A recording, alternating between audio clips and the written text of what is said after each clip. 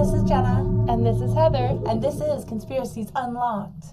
Today is all about the Georgia Guidestones. Have you heard of those? I have heard of them, but I'm not entirely sure what they are. But I've heard of them. I had not heard of them until a few years ago, and maybe not even that long ago. And they are, I just heard that there was like weird inscriptions on it, but that's all I knew.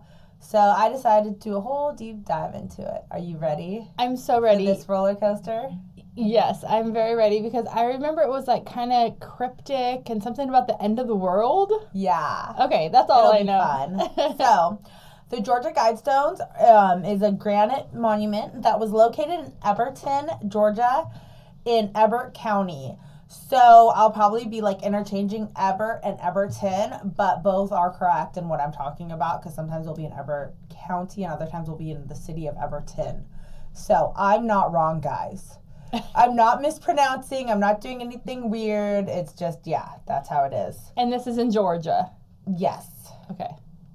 In fact, I think I totally said that wrong. It's Albert. Is it Albert? Oh my gosh, I have it spelled two different ways. Oh no. Maybe it's like one of those things where it can be spelled either way, like the ether and the ether. No, it is not one of those things. It's Albert. Okay, so it's Albert. So now I'll be right. It's Alberton, Georgia, the city, or it's Elbert County. So like I said, I'll be interchanging them, but Albert or Alberton, either way, it's correct. So the Guidestones were built in 1979 and opened to the public on March 22nd, 1980.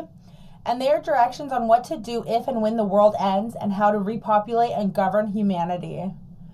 Wow. So exactly what you thought that they were, they are. But 1979, I thought they were older than that even.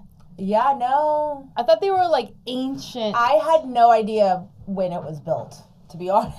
Yeah, I didn't even question it. So I was born in 1979. I know. So they're just as old as you. They're about 45 years old. They would have been. We'll get into that. They died? They're They died, sorry. Yeah. Okay, so let's get into more of this, what it is. These directions were written on 4 slabs of granite in 8 different languages: English, Spanish, Swahili, Hindi, Hebrew, Arabic, traditional Chinese, and Russian. Oh, wow. So it's like anybody anywhere could read these.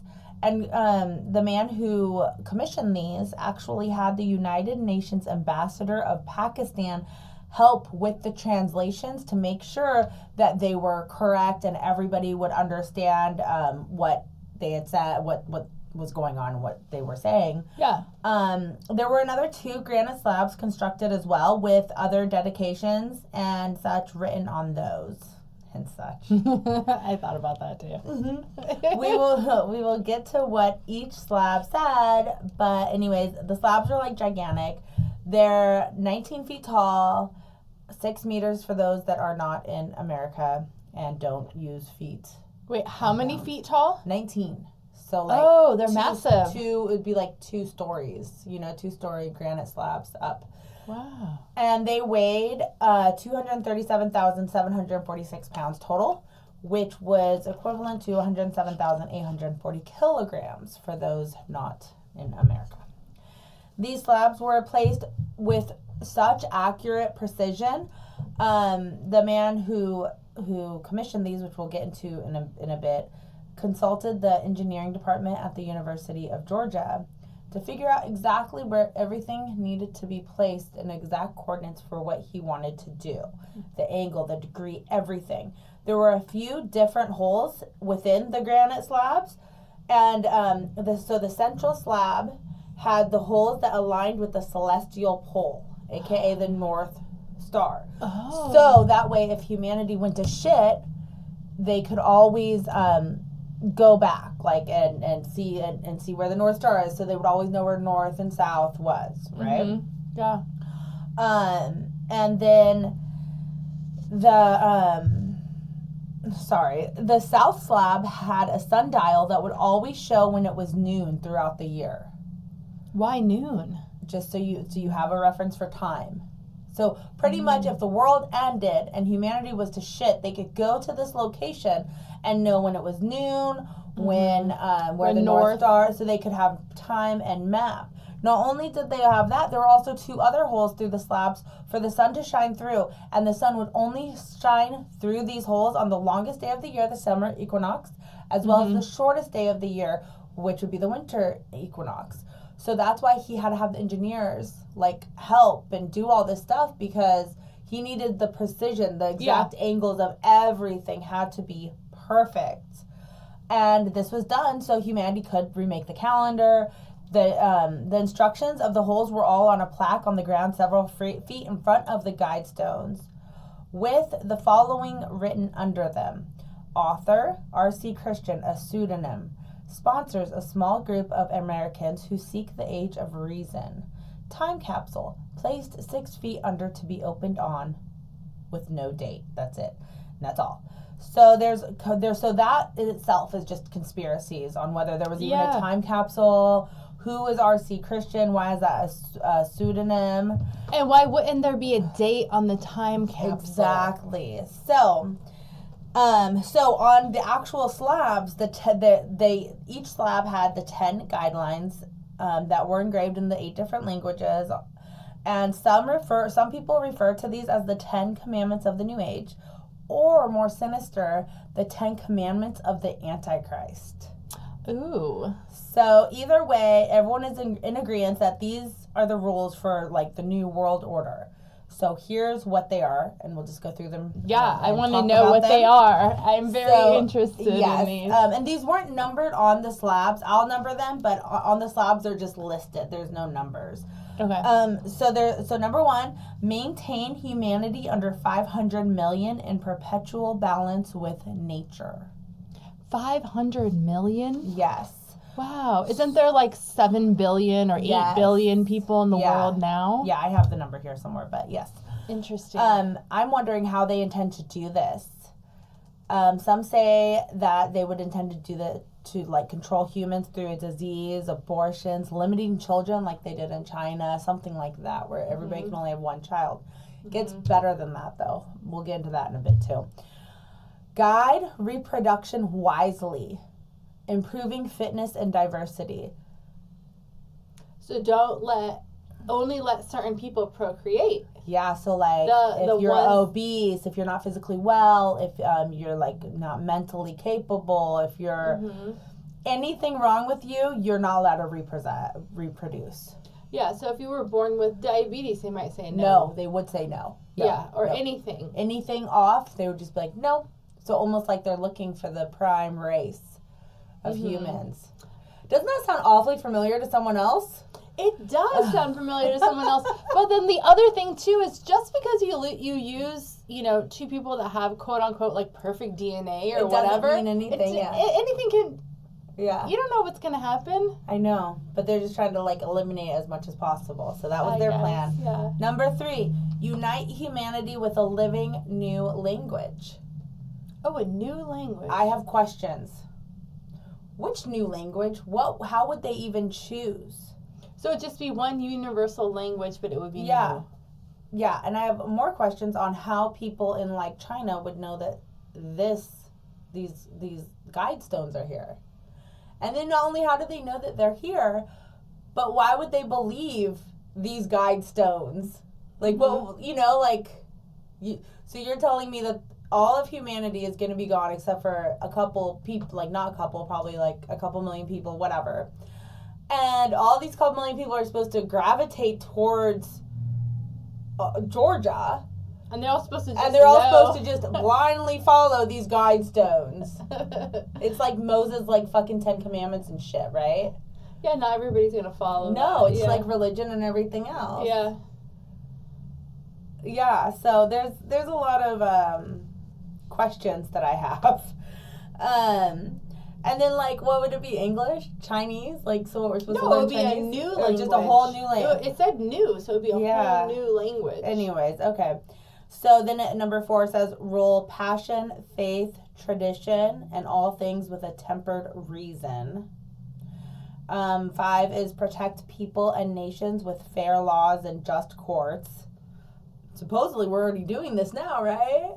Mm-hmm. There's so many innocent people that get put in jail. And so many fucking murders that get let out. Like, did you hear? I just found out, like, in June, some dude shot his 3 sons and his wife, murdering, and they lined them up. I heard about him. Dude, and their ages, do you know how old they were? They were little, and one ran away, and he... Don't tell me that. Yeah. I think if it's the same guy. It is. Yeah. It happened last year. I just heard about it. Yeah, one little boy got away, but he got him back. They were like 3, 5. They were little, right? They were 3, 4, and 7. Yeah. My boy, and they looked so much like my boys. And my boys Yeah. are 4, 5, 7. And I'm just like, I'm about to cry right now thinking about it. I know. Because the sheer terror to line them up and just start shooting, like, so it's probably the youngest one probably ran. I don't remember which one ran, but one ran. I don't even want to. Anyways, then the wife horrible. just got injured, and now they're trying to say that he, this is a totally side rant, sorry, but they're trying to say, his lawyers are trying to say that he didn't get, that his rights were violated because they didn't give him his Miranda rights. So this whole thing could get thrown out and he could walk free for murdering his 3 children especially in that type of way. Like, I don't think they're gonna let someone who executed. But that's how the law works. If you don't do it correctly, like, they could just if they throw the whole thing out, then they throw the whole thing out. They would have to start from scratch and he would be let free. But then they could try to redo it, right? I hope so. I don't know. I don't know how that works. I don't know how the redoing works. But anyway, so I'm so glad that we have fair and just courts. So, yeah. Yay! Anyways, number 6, let all nations rule internally, resolving external disputes in a world court. Once again, question. If the world went to shit and humanity was almost extinct, how would people in China find these Guidestones? You're so focused on China. Well, because it's the other side of the world. Like, you know, when you're little, you dig to China. Like, it's let alone, like, I don't even know. Wouldn't this be, like I said, be like a religion issue where people would almost call this, like, the holy grail of the new world, and people would question not only the authenticity of them, but also the entity that made this. Like, why should they listen to this slab of granite built in 1980? 79. Built in 79 and directed. Like, it started to be built in 79, finished in 80. Oh, okay. But yeah. I'm all 79. Anyway, so I have so many questions about that because, like, if this was in China, I wouldn't be like, oh, let's go over to China and look at these Guidestones, guys. Let's go trek over the fucking Atlantic. But if it got around and there was only 500,000 people left in the world and everyone How are they getting around? All of a sudden you know how to tame a fucking pigeon? Like, how are they communicating to the other continents? They would have to, like, whatever happened in, let's say there was some apocalyptic, what is the word? Apocalyptic. Something happened and we had to leave this area and there was only, like, 5 of us left in San Diego. I don't know. Yeah. 100 of us in San Diego. And we had to, like, start migrating what if there was, like, a bunch of radiation here or something crazy happened? Then you would go to different parts and you would just talk. No, you would talk to people and be Okay. like, hey, it's just like in The Walking Dead. They'd be like, hey, I heard about these people over here have a safe house. And you get there and then it's like, oh, there's some cans of food. And then you go to the next one and you keep going and going. Eventually everybody ends up in the same place. Yeah? Yeah, like, I guess everybody. that's right, yeah. And then they also have. But I don't think they're crossing the fucking Atlantic. Well, the Titanic couldn't even make it. They also have radio broadcasts. Yeah, that's true. And then the radio will say, "Go to Georgia." But would radio go to Georgia? To Alberton, please. I'm just thinking about The Walking Dead. Anyways, so number 7, avoid petty laws and useless officials. Useless officials. Can we do all this now? of them? Yeah. Like 99% of Congress would be gone and 75% of the laws would be gone too. Like, legit. It would just be like, you want to be a sheriff? I just deputized you. And, like, you would just, like, deputize your friends. Balance. Number 8 is balance personal rights with social duties. And this one is interesting. Lately, we've been hearing a lot more about personal rights and the rights of freedom. Other countries are not as fortunate as we have, and probably all of our listeners have, to believe what they want to believe, or have an opinion, to love who they want to love, or say what they want. But would this balancing personal rights and social duties, would this take away from some of our freedoms? And are we already going in that direction? Like, hear me out. The last decade or so, everything has become so PC. We have to be careful of everyone else's feelings, even if we feel uncomfortable by not being our true selves. So if this was to, like, come into play, would that not infringe on our own personal rights by putting the social duties before your personal rights? And I could see, like, how this might be important in some aspects, I guess, but this seems more like a North Korea thing. Like, who cares about your personal rights? Your social duty is to North Korea, so do everything we want you to do, you know? Oh, like communists? Yeah, that's what it kind of seems like. Dictatorship. Whatever. Dictatorship. Where, like, North Korea, like, they have an election every, like, 4 years or whatever, and there's only one person on the ballot. Kim Jong-un. Yeah, but that is extreme. Like, North Korea is not allowed to listen to us. If you look, there's no, like, we have listeners all across the world except in North Korea. Do you know that some people have actually done YouTube videos where they go to North Korea and they infiltrate it or whatever? Infiltrate it? Yeah. How? Well, they say that they're there on vacation, and then why would you want to? Okay. But no, you are allowed to travel there. Are you? Yes, but it's very strict. You can only bring in certain things. You have a person with you, like a chaperone or a guide at all times. Wow. And you only go to the restaurants that they tell you to. You stay where they tell you. Like, everything, you have to do everything. So wouldn't that be balancing personal rights with social duties? That chaperone, or, you know, going to go visit there, all that stuff. So the entire world would be like North Korea? Yeah, I think so. Because they would take away, I mean, the word balance is there, but who's to say what that balance is? You would eventually end up like North Korea if you kept doing that. And honestly, if we keep going the way we are with all this PC bullshit, we'll end up there too. You won't be able to think what you want because you'll be shunned. I don't know. This is still America. I don't think anything's going to be like North Korea. I hope so. Okay. I don't know. So, number 9. I'm like, this is America. America, bitches. America. Number 9. Prize truth, beauty, love, seeking harmony with the infinite. That's all. With the infinite. With the infinite. So that's like with maybe God or something? Yeah, infinite? with like the divine, with just forever. Just prize, truth, beauty, love. So be happy and beautiful all the time. And if you're ugly, well, you wouldn't be there because they're probably not reproducing ugly people either. But I've actually, you know, 2 beautiful people don't always make a beautiful baby. No, I've seen that, yeah. And 2 ugly people can definitely make a gorgeous baby. I mean, look at me. But beauty is in the eye and the beholder. You mean the beer holder? We're funny. Okay, so number 10. Be not a Cancer on the earth. Leave room for nature. Leave room for nature. And leave room for nature is repeated twice. Mm-hmm. But let's just think about do not be a Cancer on the earth. Carbon footprint. Mm-hmm. So don't spread your cancerous, human, fucked up shit everywhere. Mm-hmm. Yeah, like. Mm-hmm. So far, these aren't that bad. I mean, no. I mean, it sounds good. Mm-hmm. But, like, it's very controlling. You can't have. They're telling you who you can and can't reproduce with. Who if you are allowed to have babies, how many babies you can have. I don't know. I just think if there's that few people, how are they really gonna like find the people to be able to tell them what to do? Unless they're all in like one area. Yeah. Like the world is so big. Like 1982 or 1884. What's the book that we read? 1984 by George Orwell. Go back and. Well, what the fuck book did we read? But just like that, like they did. They only had small populations throughout the world. They had 3 small populations, like, you know, like small like hubs, and people that were on the outside they weren't able to really be on the outside. Well, that was like more like dystopian. Yeah. I guess that's kind of what this would be. Yeah.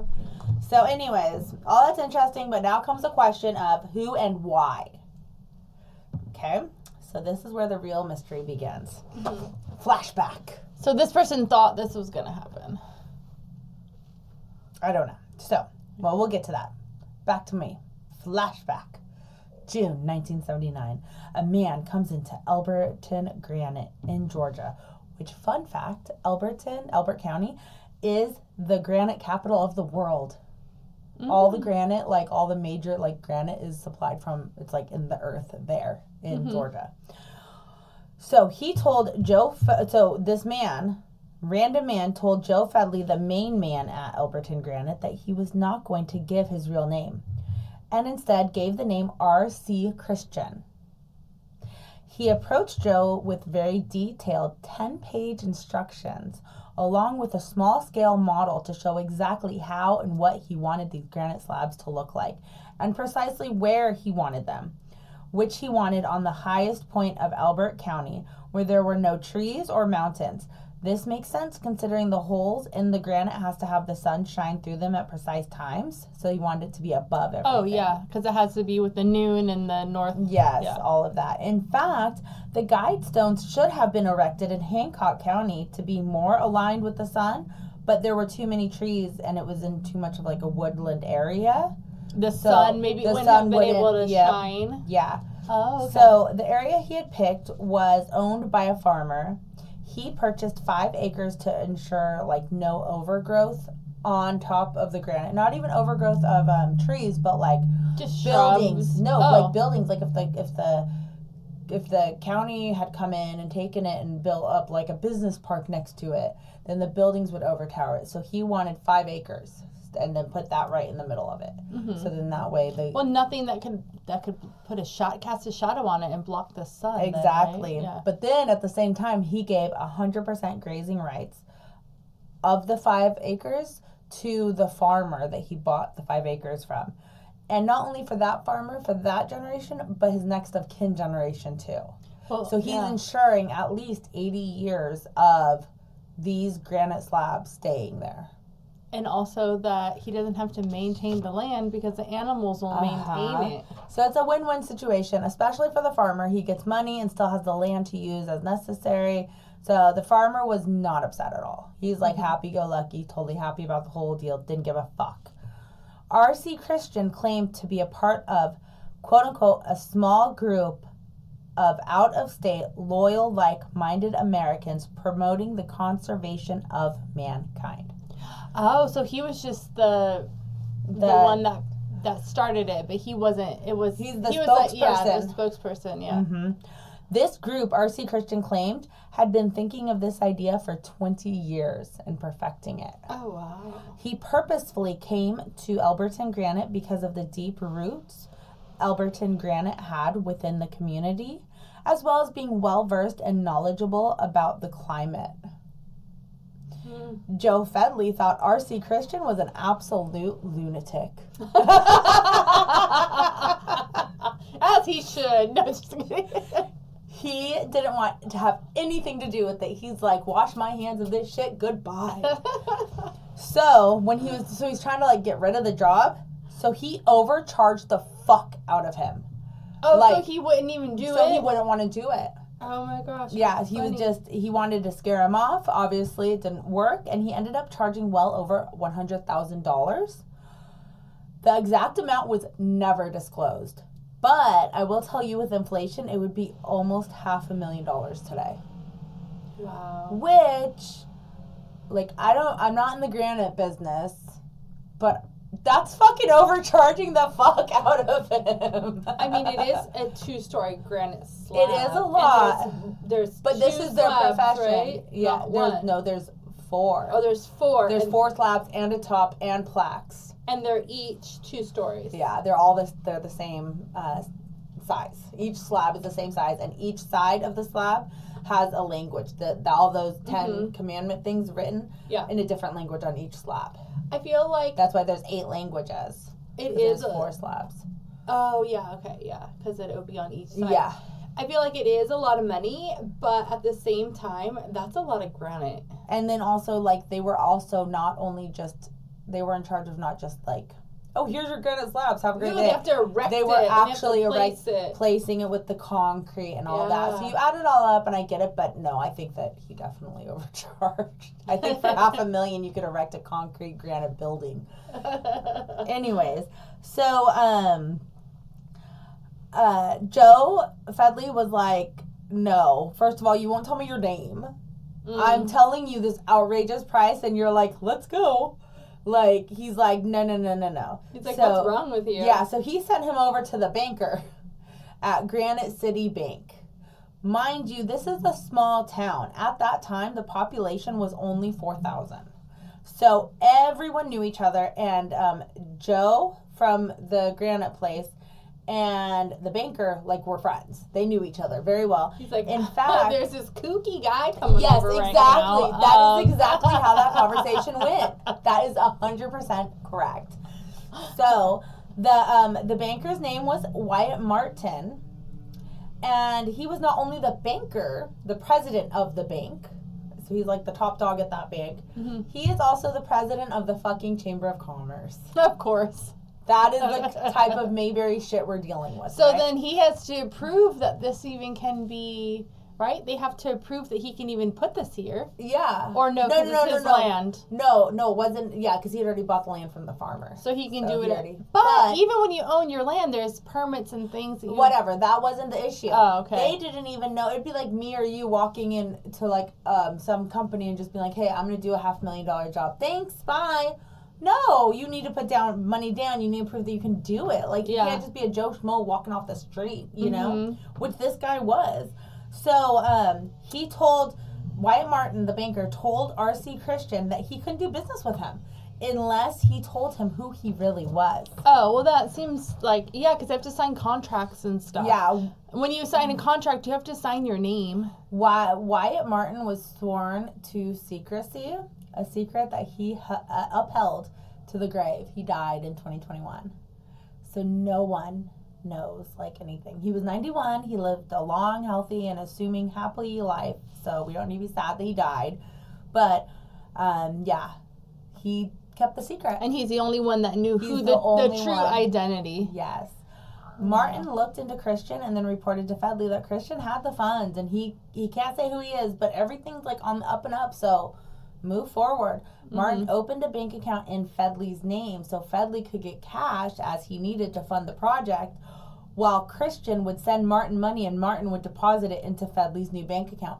So, no, there was nothing to be signed. Nobody signed shit. What? There's no records of this man. Wow. Even when so we'll get into that. Hold on. So they even figured out how to get around that. Yeah. So Martin said that Christian and Martin had talked, they talked a lot. And so when I watched this documentary, and I'll tell you what it is in a bit because it's in here, but so Martin was saying that Christian, they talked a lot and stuff, and that he had been all over the world and saw all the walks of life, from the poor and third world countries to the rich in Dubai, like everywhere and in between. Mm-hmm. He wanted to build these slabs to benefit all of mankind.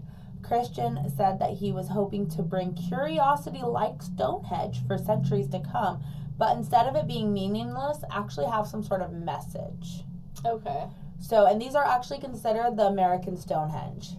But it was built Stonehenge supposedly is built, but there's so much mystery around it of how, when, why, we don't know anything, where this is well documented of when, how, why, Stonehenge was also a lot longer back in history. Yeah. So maybe it did have engravings, and maybe it just washed away, or how that'll happen after a while. So yeah. Martin also stressed that Christian's main issue was overpopulation. Okay. So who was he? We'll get more into that later, but let's first talk about the weird shit that happened around these Guidestones. On March 22nd, 1980, the Guidestones were unveiled to the public. While Christian was supposedly not in attendance, there was a statement written by the Georgia Guidestone sponsors. And I don't know who it was read by. I presume Martin would have read it, the banker. Yeah. Because that's what makes sense. Mm-hmm. And it said, in order to avoid debate, we, the sponsors of the Georgia Guidestones, have a simple message for human beings. Not and for the future. We believe our percepts are sound and they must stand on their own merits. And then right after unveiling the property was immediately given to Ebert County with the same stipulations of everything. It was given to them? It was given to the county because R.C. Christian wanted to ensure that it would stay in the possession of somebody or some organization that would be there for a long time, that wouldn't just get dissolved or anything. Okay. And so the county was the most. But upon giving it to him, R.C. Christian had a lot of rules, regulation, like very detailed instructions that the farmer and next of kin got to, do and the they grazing. had to uphold that in order to get everything. The property. And that it's like a gift with stipulations. So, of course, there are so many conspiracies, not only of who R.C. Christian was, but also the real meaning behind these granite slabs. Like, who would do this? Why? Mm-hmm. Some believed it was the Illuminati. Some believed it was some late 1500s group that was founded in Germany. Others believed it was some satanic altar. With those conspiracies came a lot of vandals, as well as those who were trying to do seances, worship the devil. Cults came out of the woodwork. Like, everybody was doing some weird shit there. People were graffitiing upside down Pentecrosses, like witchcraft. People got married there. People would climb to the top to put candles up on top of it. They were sacrificing fucking cows. The farmer was worried about his sheep. Like, it was a nightmare. God. For whatever reason, people then got this like image in their head that this was some sort of sacred land. And it was some sort of mysterious icon when it wasn't sacred land, because it was just a farmer's farming thing, and they just picked that spot because it was the highest mountain. Like, it's not. Yeah, like, it didn't Jesus have a didn't lot of walk trees through there. Like, God didn't strike down and tell somebody, like, do a lightning bolt down there or some shit. Like, nothing weird happened to that location.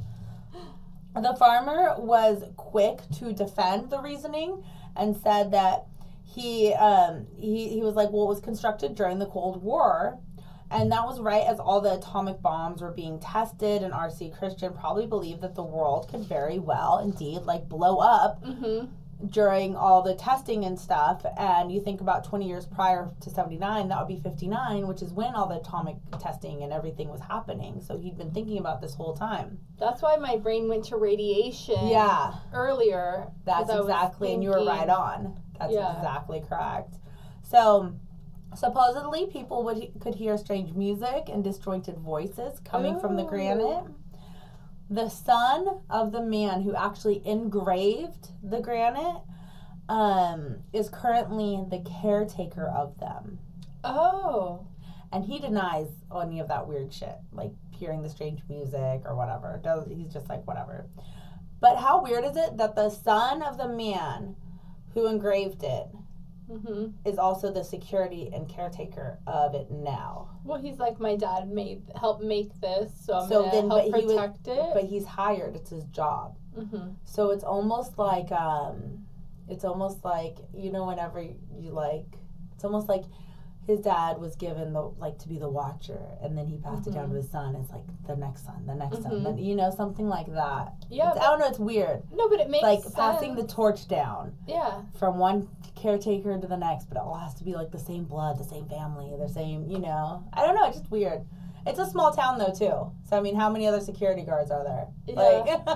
And with all of the sacrifices and the weird things that people were doing, they had to have someone there. Yeah. So, meanwhile, the security Guidestone watcher man said that all the men involved were Masons, like Freemasons. And I had already noticed that all through the town, the Freemason symbol was on everything, from the bank to the farmer's ring. Like everything had the Freemason symbol. But so because of this, he says, so he was saying this, the security guard was saying all this to be like, no, it's no satanic crazy shit. They're Christians, they're Freemasons, they're all good people. Everything is great. Like, no, but like no worries, you know. But then the banker says that no Masons were involved, nothing weird like that, everything is fine.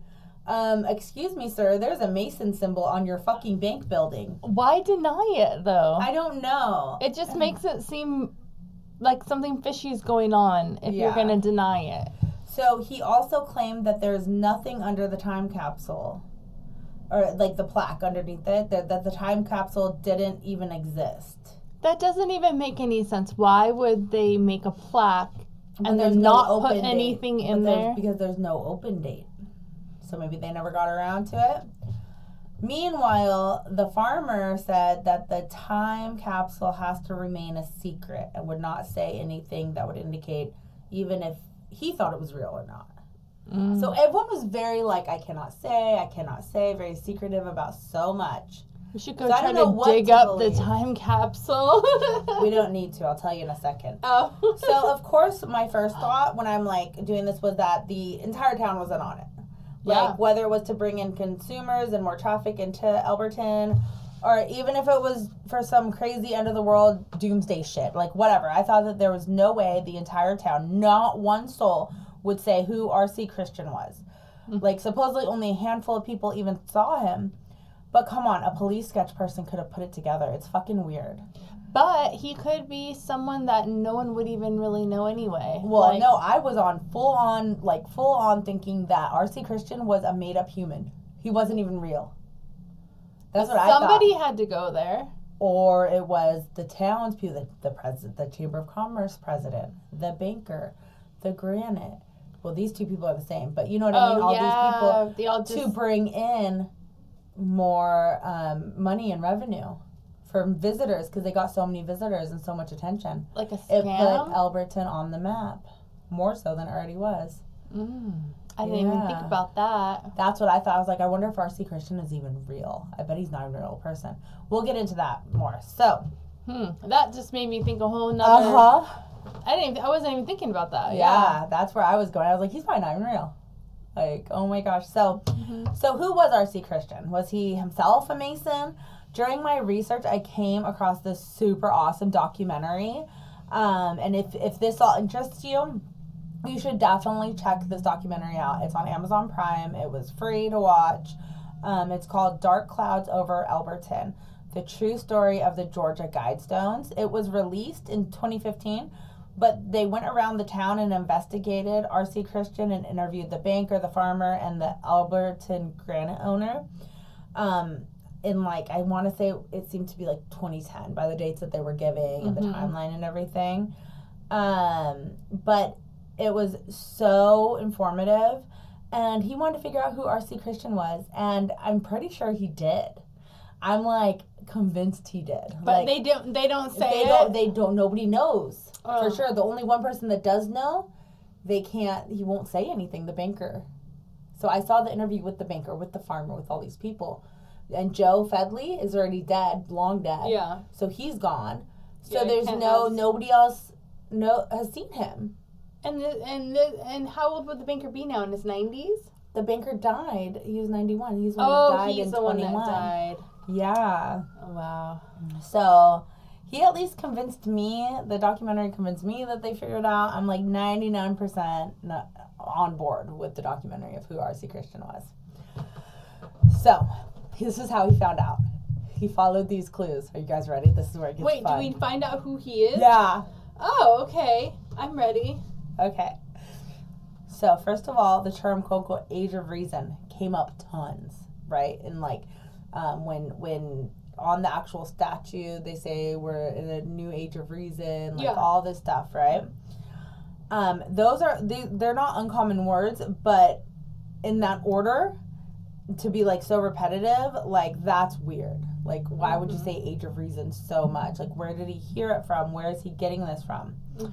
Well, a man named Thomas Paine, who was actually one of the founding fathers of America, wrote a book called The Age of Reason. He also wrote a book called Common Sense. In these books, he wanted to end all religion. And he also talked about population control, the same ideas and ideals that so maybe he read those books and then got these ideas. Yeah. Okay. Moving forward, in 1986, Robert C. Christian published a book called Common Sense Renewed, Okay. which would further explain the Guidestones in great detail. So there's, like, for sure that's the connection. Mm-hmm. This book was sent to every member of Congress and hundreds of political officials all over the fucking globe. Like, not even just in America. He sent it everywhere. And it was basically a book on how to get along, right? Mm-hmm. The knowledge outgrew practicality. There were too many people for the environment, and it was causing economic issues.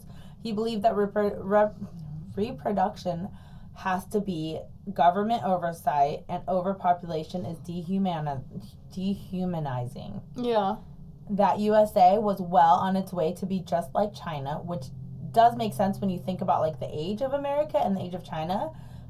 Maybe after a couple hundred more years, America will be living like China in, like, 60-story little apartments, like, overrun over, you know, how you see it. Meanwhile, another clue was found. A document, a letter that was different from R.C. Christian's handwriting. So this had to be a different person. And the letter said, "To whomever comes upon this presenting, contained herein are keys that have been awaited to be placed here in proper sequencing and in proper order to announce the return and the activation of those events of prophecy that signal these events. Those who have guarded this great mystery and who have guarded the evolution of the human species itself are returning. It has begun. This monument, known as the Georgia Guidestones, shall find threads unto the revelation of its mystery in the name. R.C. Christian, otherwise known unto the contingency that is responsible for the erection of this monument as Christian Rosencrantz. The presentation of keys upon the finding of it is to be delivered to the Alberton Star. The Alberton Star is to deliver it to the Atlanta Rosicrucian Society."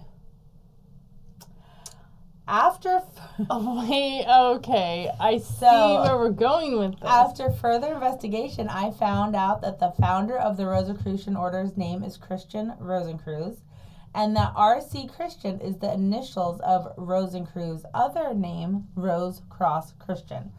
Rosicrucian's first written book, it was in 1614, and it says, "The word R.C. shall be their seal, mark, and character."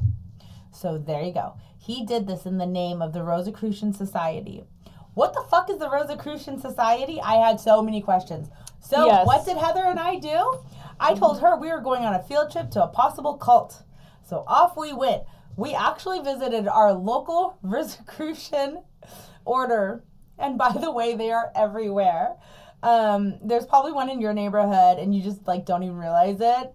So you got to go check it out if you want. They have a nice, like, labyrinth and a meditation garden and very beautiful architecture. A really nice nature walk, actually. It's pretty cool. We found out that the Rosicrucian Order is not a cult. Oh, we'll post pictures, too, on our socials of us there. But well, we actually met the leader. Yeah.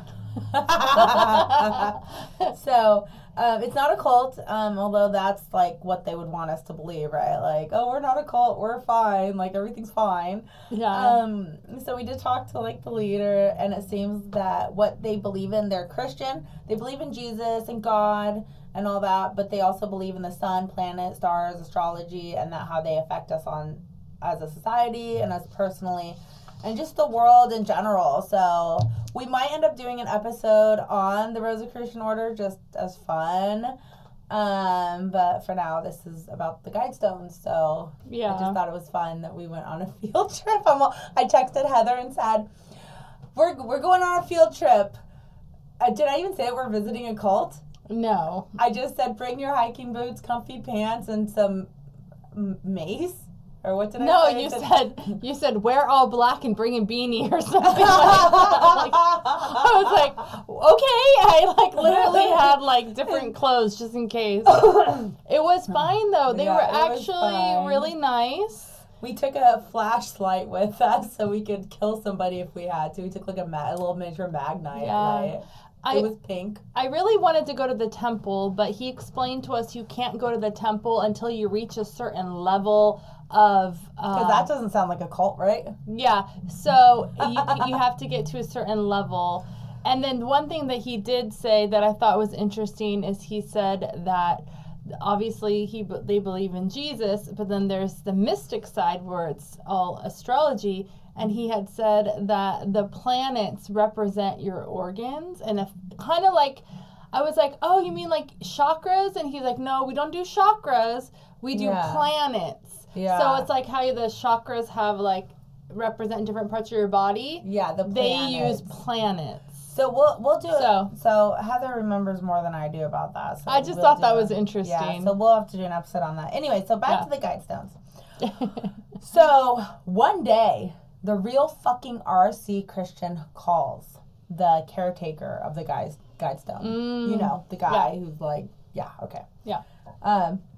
Tells this guy that he wants to reveal himself.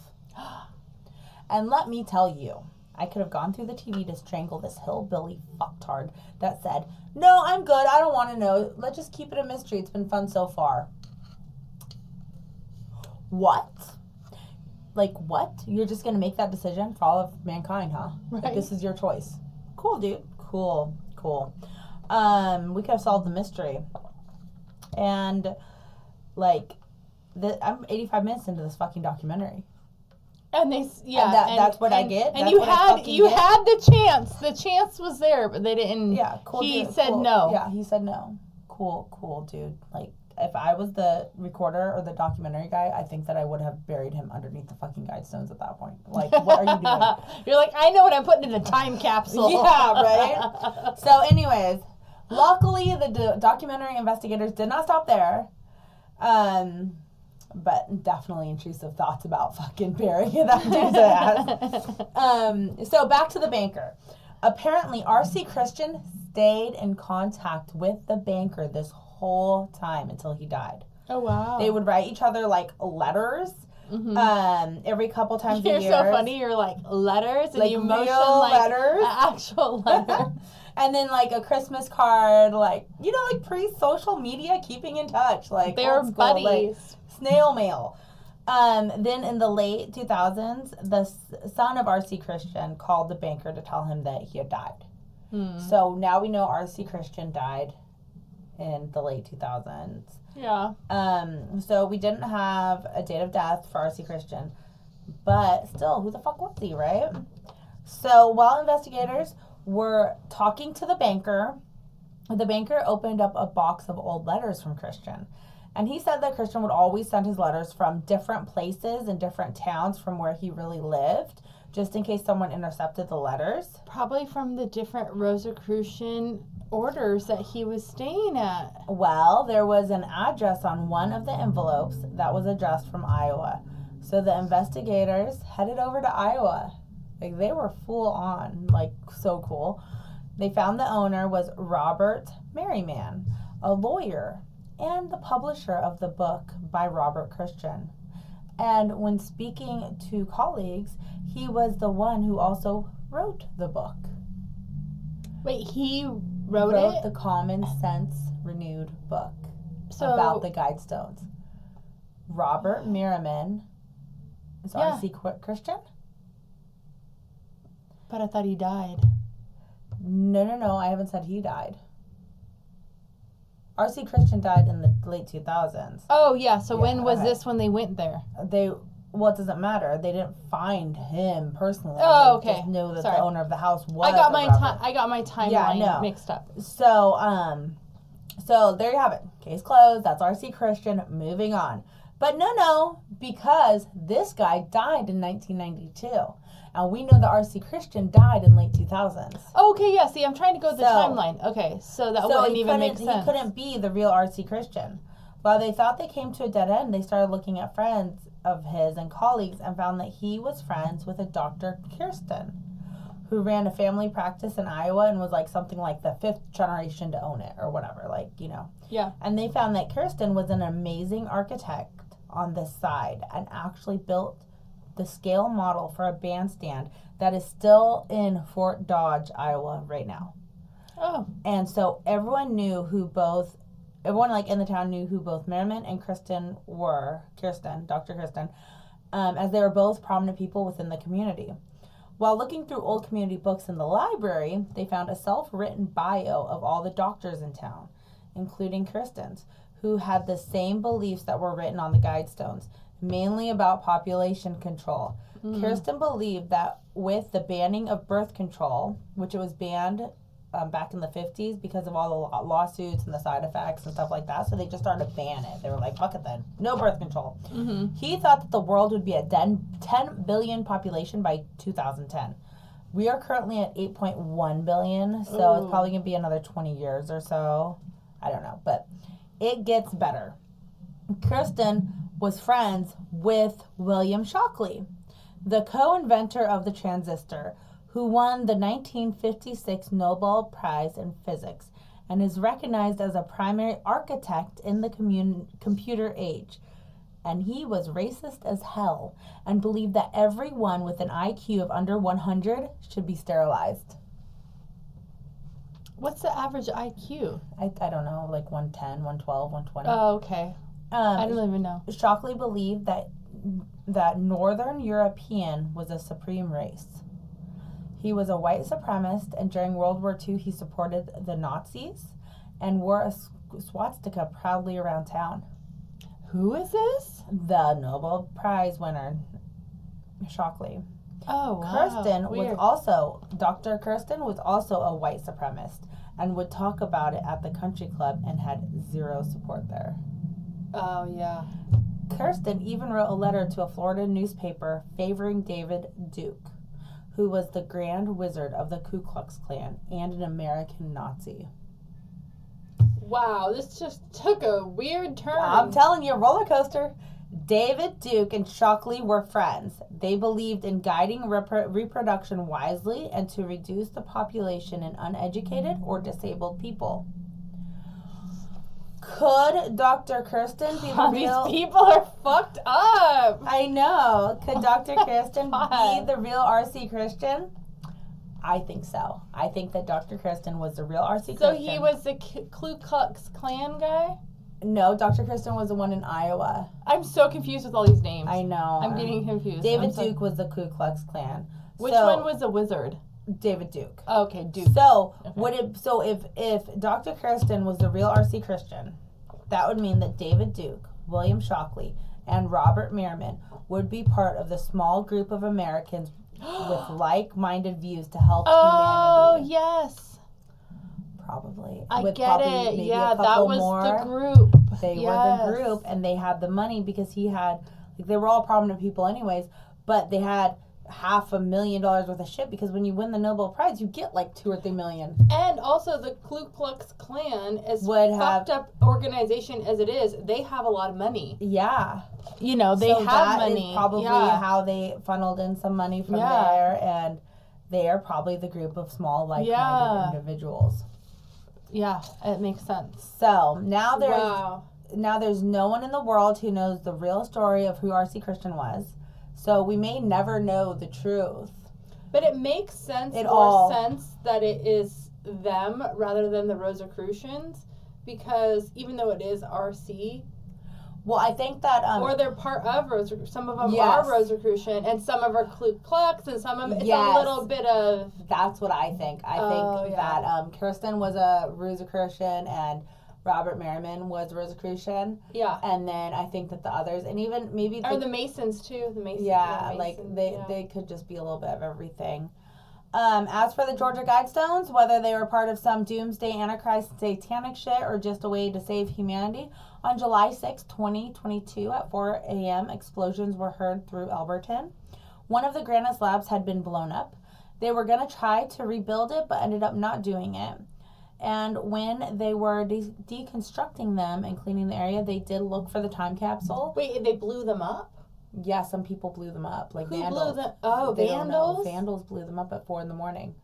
Oh, wow, I didn't know that. There was a lot of people against them, like especially in like you think about like 2020, everybody kind of got crazy. Well, if and they're pent up. associated with the Ku Klux Klan, Yeah. then people are not going to like it. Yeah, well, but you know how like in 2020, a lot of like the George Floyd, like a lot of people were like got all stir crazy because of COVID, and I feel like there was a lot of like vandalism, a lot of angry people, a lot of pent up aggression. So it makes sense that it'd be in 2022. You know, things are finally opening, and then they blow it up. And so when they were deconstructing and like removing everything, they did dig. Oh, the time capsule. Yeah, they got out the tractors and they dug and they dug. There's pictures of online of them like diggers and duggers like digging it all up and going pretty far. Never found a time capsule. Oh, there was nothing. So there was nothing. That's weird. The Georgia Guidestones are officially gone. But so wait, they blew up one, but then they just took it all down? Yeah, they just took it all down. Why not just... They didn't want to have to rebuild it, huh? I don't know. I'm not them. No, I'm just curious. I don't know. Like, I guess that so many people didn't like it. Yeah. I don't know. So the Georgia Guidestones are gone, but the mysteries will always remain. The end.